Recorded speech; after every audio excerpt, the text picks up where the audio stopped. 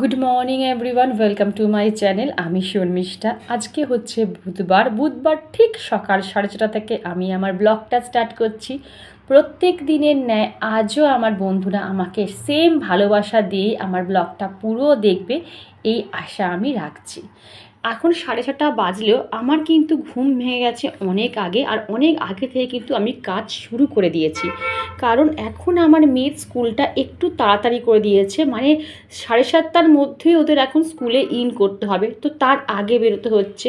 আর আমাকে অনেক আগে উঠে আগে দুধটা জাল দিয়ে দিতে হচ্ছে, কারণ যেহেতু আমার মেয়েকে সকালবেলা আমি কেশর দুধ খাওয়াই, তো ওই জন্য অনেকটা মানে আধ ঘন্টার ওপর কিন্তু আমি কেশর দুধটা ভিজিয়ে রেখে দিই, যাতে কেশরের এক্সট্রাক্টটা দুধের মধ্যে মিশে যায় আর একটা অরেঞ্জিশ কালার চলে আসে। এই দেখো কেশরটা আমি ভিজিয়ে দিলাম। তোমরা আবার নিশ্চয়ই বলবে কোন কোম্পানির কেশর ইউজ করি। যে কোনো ব্র্যান্ডের তোমরা ভালো কেশর কিন্তু ইউজ করতে পারো। তো চলো, হয়ে গেছে আমার এখানে দুধ জাল দেওয়া। দুধটাকে একটু ঠান্ডা করতে বসিয়েছি, আর মেয়েকে ওখানে ডেকে এসেছি। মেয়ে উঠেও গেছে, তো ও ব্রাশ করছে, ততক্ষণ ভাবলাম ও ব্রাশটা করুক, আমি ততক্ষণ বাইরেটা একটু ঝাড় দিয়ে নিই। রোদ ওঠার আগে না যতটা পারি বাইরের কাজটা কমপ্লিট করে রাখার চেষ্টা করি। আর দেখো এখানে না কিছু কাচের জিনিসপত্র জমে গেছে, আমার কাচের বোতল, তারপর মেয়ের কাচের যে ছাতুর কৌটোটা, আমি তো ম্যাক্সিমাম কন্টেনার আমি কাচের করি, তো দেখলাম না ছাতুর কৌটোটা সকালে শেষ হয়ে গেছে, তো সেইগুলোকে এত গরম পড়েছে না, ভাবি এক এক সময় যে প্রত্যেক দিন বোধহয় আমি আর ভিডিও দিতে পারবো না। সারাদিন তো কাজের ফাঁকে ফাঁকে ভিডিও করে রাখলাম, কিন্তু যখন এডিট করতে বসি ওই গরম সন্ধ্যের পর জানলা দরজা বন্ধ করে ফ্যান অফ করে যখন এডিট করি না গো, ভয়েস ওভার দিই, তখন মনে হয় না যে আমি আর ভিডিও আপলোড করতে পারবো, বিশ্বাস করো। কিন্তু ওই যে তোমাদের কমেন্টের আমি যে লোভে পড়ে গেছি, সবসময় ভাবি যদি আমি কালকে ভিডিও না দিই তাহলে তো বন্ধুরা আমাকে কমেন্টই করবে না, আমি তাহলে সারাদিন কি পড়বো। আমি বিশ্বাস করো আমার ভিডিওর কিন্তু আমি ভিউজ চেক করি না, আমি চেক করি তোমাদের কমেন্ট। তোমাদের কমেন্টগুলো আমাকে ডে বাই ডে এত পরিমাণে মোটিভেট করে যাচ্ছে যে মনে হয় যতই শরীর থেকে ঘাম ঝরে যাক না কেন আমি কিন্তু ভিডিও আপলোড করে যাব, যতক্ষণ আমার শরীরে দম আছে বন্ধুরা। আর এখানে দেখো মেয়ে স্কুল যাচ্ছে, স্কুল আমি বুঝতে পারিনি, আমার না সদরের সামনেই ঝাঁটটা পড়েছিল, মানে ঝাড় দিয়েছিলাম ঘর, তো ওটা আমি সঙ্গে সঙ্গে পা দিয়ে আগে সরিয়ে দিলাম। আমার মেয়ে কেন আমার সদর দিয়ে যখনই কেউ বেরোয় তার আগে আমি দেখে নিই যে সদরের সামনে ঝাঁটা, নাতা, বালতি, জুতো, যেগুলো আমাদের ঘরে নেগেটিভিটি আনে সেইগুলো আছে কিনা। সব সময় শুভ জিনিস দেখিয়ে তবে কিন্তু বাড়ির থেকে মানুষজনকে তাদের কর্মে যেতে দেবে। আর এখানে দেখো দৌড়ে ছুটে গেলাম যে দেখলাম যে মেয়ে চলে গেল কিনা। ওটা আমার প্রত্যেক দিনের হ্যাবিট, যতক্ষণ না মেয়ে আর হাজব্যান্ড একদম আমি যতক্ষণ চোখে দেখতে পাচ্ছি ততক্ষণ আমি এখানে দাঁড়িয়ে দাঁড়িয়ে কিন্তু দেখে যাই। আর এটা আর আমার না, এটা প্রত্যেকটা গৃহিণীরা কিন্তু এটা করে। তো এখানে দেখো পিস লিলি গাছটা মুছতে এসেছি। তোমাদের একটা জিনিস টিপস শেয়ার করি, পিস লিলি গাছ যদি তোমরা ঘরে রাখতে পারো এটা কিন্তু খুব পজিটিভ একটা গাছ, জানো তো। কিছু কিছু গাছ কিন্তু আমাদের ঘরে পজিটিভিটি নিয়ে আসে, যেমন ধরো বাম্বুটি, তারপরে পিস লিলি, তারপর হচ্ছে জেট প্ল্যান্ট, জিজি প্লান্ট, এগুলো কিন্তু খুব ভালো ঘরে রাখা। তো পিস লিলি গাছটাকে একটু ভালো করে পাতাগুলো মুছিয়ে দিলাম, আর সিঁড়ির সামনে যে ছোট্ট ছোট্ট ডালিয়ার চারাগুলো বসিয়েছিলাম, তো সেইগুলোকে একটু জল দিয়ে দিলাম।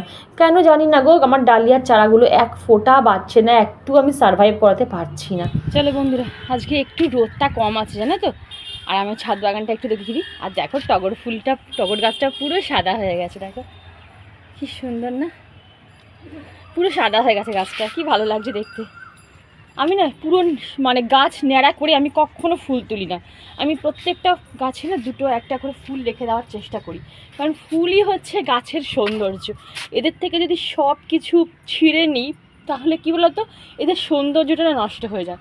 আমি যদি না চেষ্টা করি বলতো, আমি মাকেও বলি বা যেই ফুলটা আসুক তাকেই বলি যে অন্তত দু একটা করে ফুল অন্তত গাছে রেখে দেবে, যাতে গাছের মানে যখনই আসি যাতে আমার মনটা ভালো লাগে যে না আমার গাছে এতগুলো ফুল রয়েছে এখনও। ঠিক আছে, তো কাগজ ফুল যেহেতু ছেঁড়া যায় না, এই জন্য খুব সুন্দর লাগে কাগজ ফুলগুলোকে। আর জবা ফুল পুরো ন্যাড়া করে ছিঁড়ে দিলে না আমার খুব কষ্ট হয়, মনে হয় যে ওর সৌন্দর্যটাই আমরা হয়তো কেড়ে নিচ্ছি। তো চলো দেখো আজও অনেক মোটামুটি জবা ফুল ফুটবে, এখানে দুটো আছে, এখানে অনেকগুলো আছে। আর দেখো এই গাছটা তোমাদের দেখিয়েছিলাম আমি অনেক দিন আগে, দুদিন আগে, যে এত কড়ি, তোমরা দেখো শুধু কড়ি দেখো কত বড় বড়, সে থালার মতন লাল জবা হয় না সেটা, প্রায় আমি বলছি প্রায় 10-12টা কড়ি আছে কিন্তু ওপর নিচ মিলিয়ে। ঠিক আছে?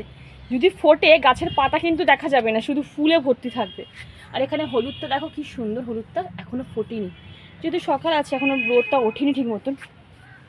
আর দেখো আমি তোমার দেখাই, রোদে গাছের কড়িগুলো দেখো কেমন শুকিয়ে যাচ্ছে।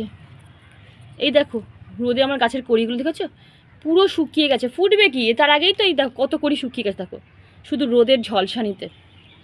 অনেক গাছ তোমরা মানে বিশ্বাস করবে না, আমার 2 বছর ধরে এই দেখো কত বড় কড়িটা দেখো, 2 বছর ধরে আমার যে কি পরিমাণে গাছ মারা গেছে, কত যে চোখের জল ফেলেছি ডেলি। তুমি হয়তো বলবে বাবা দিদি গাছ মরে গেছে বলে চোখের জল ফেলছে, বিশ্বাস করো এত পরিমাণে আমার খারাপ লাগতো।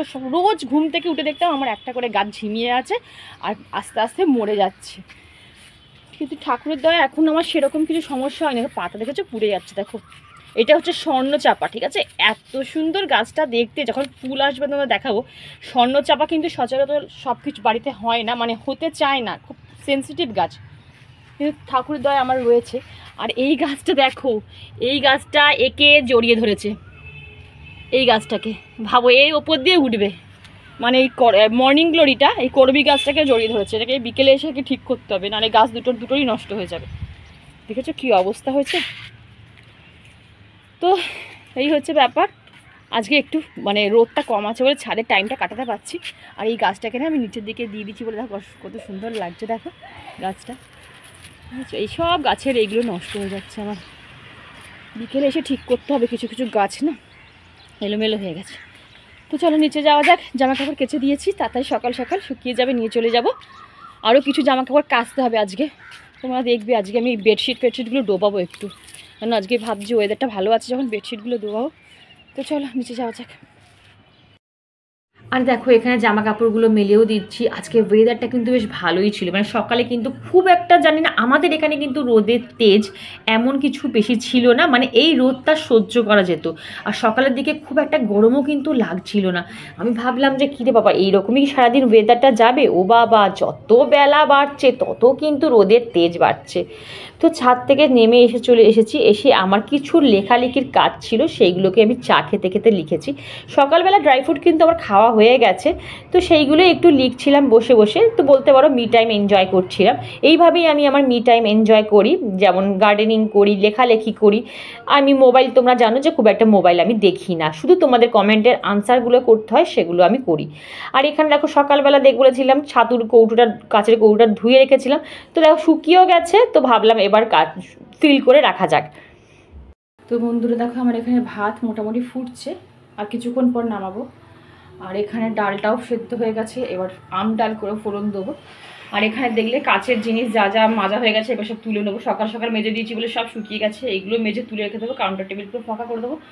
আর এই জায়গাটা আমি একটু ঢাকা দিয়ে রেখেছি যাতে তেল না ছিটে যায়, কারণ প্রচণ্ড তেল তেলে হয়ে যায় কাঁচা শিশিগুলো, তো ওই জন্য আমি এটা এরকমভাবে ঢাকা দিয়ে রেখেছি একটা মেয়ের গেঞ্জি দিয়ে। তো হয়ে গেছে এই দুটোর মধ্যে কিন্তু আমার মোটামুটি কাচাকুচি দেখলে কমপ্লিট হয়ে গেছে। ছাদে গেছিলাম একটুখানি ফুল টুল দেখিয়ে এলাম। তো চলো এইবারে আমি ভাত হচ্ছে ততক্ষণ আর একটা ঘর ডাস্টিং করে চলে আসি। তো বন্ধুরা আজকে আমি খুব ইম্পর্টেন্ট একটা কাজ সারবো, অনেক দিন ধরে ভাবছি যে এই কাজটা করব। আমার বক্স খাটের ভেতরটা না এত পরিমাণে মেসি হয়ে গেছে, তো কী বলবো, এত নোংরা হয়। আর কি বলতো পুরো অর্গানাইজ কিচ্ছু করার নেই, মানে এখানে ধরো কুশনের কভার, ওখানে পর্দা, ওখানে সোয়েটার, ওখানে লেপ, মানে পুরো চারদিকটা না ছড়িয়ে ছিটিয়ে রয়েছে, চাদর ফাদর সব এক এক রকম জায়গায়। আর যখন আমি খুঁজতে যাই না তখন কিচ্ছু পাই না, তখন আমাকে সব কিছু নামিয়ে তারপর খুঁজতে হয়, এতে আমার টাইম যায়, খাট পরিশ্রম যায়, সব কিছু যায়। তো আমি অনলাইন 5খানা এরকম অর্গানাইজার অর্ডার করেছিলাম বন্ধুরা, এত ভালো কোয়ালিটি, এত ভালো অর্গানাইজার যে কি বলবো। এর আগেও কিন্তু আমি এই অর্গানাইজার ইউজ করেছি, তো আবার আমি কিন্তু রিঅর্ডার দিয়েছি। তো দেখো একটা ব্যাগের মধ্যে আমি কোনো ব্যাগের মধ্যে কুশন কভার ঢোকালাম, কোনো অর্গানাইজারের মধ্যে আমি কার্টেন রেখেছি, কোনোটার মধ্যে আমি লেপ এই বলে কম্বল রেখেছি। আর দেখো এইটার মধ্যে কিন্তু টোটালি আমি কুশন কভার ঢুকিয়ে দিয়েছি। আর এগুলো যেহেতু বাইরে থেকে দেখা যায় যে ভেতরে কি আছে, খুব সুবিধা, সঙ্গে সঙ্গে বার করলাম, ওটা ইউজ করে আবার ঢুকিয়ে দিলাম। আর দেখো এটার মধ্যে কম্বলটাও কিন্তু ভালো মতন ঢুকে গেল। এই যে কার্টেনগুলো দেখো, এই পর্দা পর্দাগুলো আমার কীরকম ব্যাগের মধ্যে না কীরকম লাট খাওয়ানো ছিল, আর কি অবস্থা, পুরো ভাঁজ খেয়ে যেত। তো দেখো এইখানেও কতগুলো কার্টেন আমি সুন্দর করে ভাঁজকে কিন্তু এই অর্গানাইজারের মধ্যে ঢুকিয়ে দিলাম। আর তোমাকে আর লাস্টে তোমাদের দেখাবো যে আমার কতটা জায়গা সেভ হয়ে গেছে। এইভাবে যদি আমরা ছোট্টভাবে যদি অর্গানাইজ করে ঘরে রাখতে পারি না বন্ধুরা, আমাদের জায়গা, পরিশ্রম, সময় সব কিছু কিন্তু বাঁচে।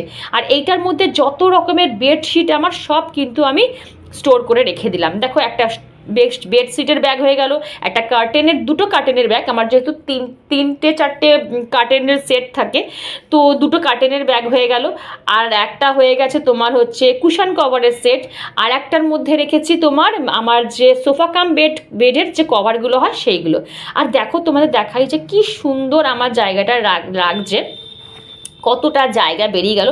এখানেও কিন্তু আমার জায়গাটা মেসি হয়েছিল, আর দেখো এখানটাও আমি খুব সুন্দরভাবে কিন্তু অর্গানাইজ করে রেখেছি, কতটা সুন্দর দেখতে লাগছে দেখো। এবার যখনই ইচ্ছে হবে আমার ঘাটাঘাটি করতে হবে, সেই ব্যাগটা বার করে নেবো, সেই ব্যাগ থেকে জিনিসপত্র নিয়ে আবার আমি সুন্দরভাবে রিঅর্গানাইজ করে। কেমন লাগলো বন্ধুরা অবশ্যই কিন্তু কমেন্ট করে বলো। এইবারে আসবো আমি আমার এক সাবস্ক্রাইবার বন্ধুর কমেন্ট পড়তে। बंधुटी আমাকে लिखेছে बहुत ही अच्छा मोटिवेशनल स्पीच था शर्मिष्ठा, मैं खुद इंस्पायर हो रही हूँ, मैं जितना लेथार्जिटिक थी आज उतना ही एक्टिव हो गई हूँ, thanks a lot and love you dear. কিন্তু বন্ধু তোমার নামটা আমার জানা হলো না, তুমি তোমার নামটা কিন্তু মেনশন করোনি। প্লিজ নেক্সট ব্লগে তোমার নামটা অবশ্যই কিন্তু আমাকে পিন করো। আর তোমাকে অন্তর থেকে অনেক অনেক ভালোবাসা যে এত সুন্দর তুমি আমাকে একটা কমেন্ট করেছো। নেক্সট একটা সাবস্ক্রাইবার বন্ধু, জানি না চ্যানেলটা আমার সাবস্ক্রাইব করেছে কি না, তাও আমি তাকে বলছি, সে আমায় কমেন্ট করে বলেছে হনুমান জয়ন্তীর দিন মাছ খাচ্ছ। তো আমি বলিনি আমি আমার আগের ব্লগে কখনোই বলিনি যে আমি একদম নিয়ম নিষ্ঠা মেনে কিন্তু আমি এই পুজোটা করছি। আমি প্রত্যেকটা মঙ্গলবার যেভাবে বজরংবলীর পুজো করি সেমভাবেই কিন্তু আমি হনুমানজির পুজো করেছি, ঘরেই লাড্ডু দিয়েছি, মালা দিয়েছি, ব্যাস, আর একটু কর্পূর আরতি করেছি। আমি প্রত্যেক দিনই কিন্তু নিয়ম মাফিক বজরংবলী মানে হনুমান চল্লিশা পড়ি আর আদ্যাস্তব পড়ি। তাহলে আমি হনুমান চল্লিশা ডেলি পড়ি বলে, আমি ডেলি কর্পূর দিয়ে তাকে আরতি করি বলে ডেলি কি আমি নিরামিষ খাই? কখনো খাই না।